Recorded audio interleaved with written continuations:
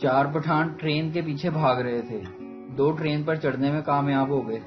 लोगों ने कहा, खान साहब वेल डन। पठान बोला, खाक वेल डन। जाना तो उन्होंने था जो नीचे रह गए, हम तो इन्हें छोड़ने के लिए आए थे। क्यों मियाँ, शादी से खुश तो हो ना?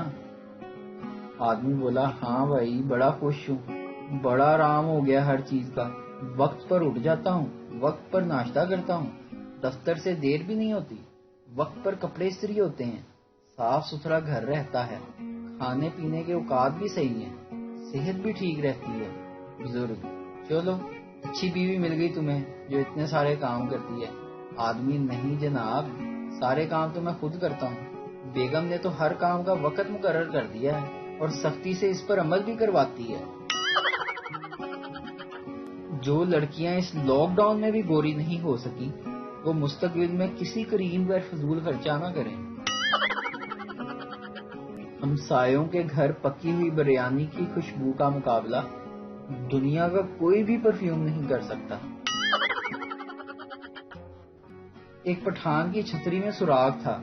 किसी ने पूछा, खान साहब छतरी में सुराग क्यों है? पठान बोला, बारिश रुक जाएगी तो पता कैसे चलेगा। बीवी, मैं आपको इस ईद पर क्या तोहफा दूं?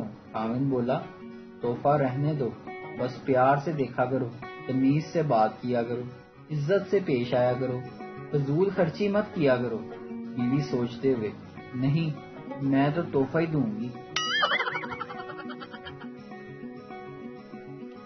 वीडियो देखने का शुक्रिया।